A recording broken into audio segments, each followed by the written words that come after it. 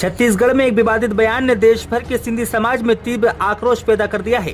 दरअसल अमित बघेल नामक व्यक्ति द्वारा सार्वजनिक मंच से सिंधी समाज के आराध्य देव वरुणावतार भगवान श्री झूलेलाल जी के संबंध में आपत्तिजनक और निंदनीय टिप्पणी किए जाने का मामला सामने आया है। इन टिप्पणियों को धार्मिक आस्था पर तीखा प्रहार और सांप्रदायिक सौहार्द को भंग करने का प्रयास बताया जा रहा है।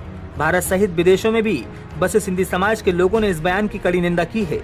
हर जगह सोशल मीडिया से लेकर सामाजिक संगठनों तक विरोध का स्वर तेज हो गया है। इसी क्रम में देवगढ़ बारिया में पूज्य सिंधी पंचायत पीपलोद सहित समाज के वरिष्ठ जनों ने कचेरी प्रांगण में एक ज्ञापन सौंपा। ज्ञापन में आरोपी के विरुद्ध IT एक्ट और धार्मिक भावनाओं को ठेस पहुंचाने से जुड़े अपराधों में तत्काल कार्रवाई करने की मांग की गई है।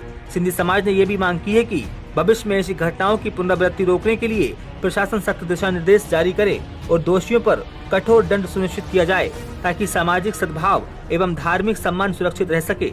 समाजजन का कहना है कि भगवान झूलेलाल जी सिंधी समाज ही नहीं बल्कि जल, जीवन और सद्भाव के प्रतीक हैं। ऐसे में उनके विरुद्ध अमर्यादित टिप्पणी अस्वीकार है और उस पर सख्त कानूनी कार्यवाही अनिवार्य है।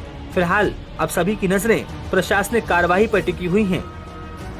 सिंधी लोहाणा समाज पीपलोद तथा देवगढ़ बारियाए आज अमित बघेल नामना व्यक्ति छत्तीसगढ़नी अंदर अमरा ईष्टदेव झूलेलाल भगवान और समाज विरुद्ध जो निंदनीय टिप्पणी करवामां आवेल छे एना माटे प्रांत साहेब देवगढ़ बारियाने समाज द्वारा आवेदनपत्र आपवामां आव्युं छे અને આ આવેદનપત્ર માટે એવું લખવામાં આવ્યું છે કે જે પ્રાંત સાહેબ અને દેશના વડાપ્રધાન શ્રી નરેન્દ્રભાઈ મોદીએ આની પાછળ કડકમાં કડક કાર્યવાહી કરે એવી અમારા સમાજ દ્વારા રજૂઆત કરવામાં આવેલ છે।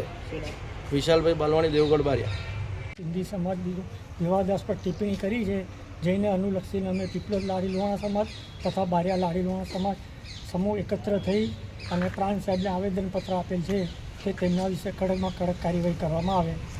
અમિત બઘેલે અમારા સિંધી સમાજની નહીં સમગ્ર ભારત સમાજની લાગણી દુભાવી છે, તેથી તેમની સામે રાષ્ટ્રદ્રોહની કલમ લગાડીને કાર્યવાહી કરવામાં આવે એવી અમારી માંગ છે।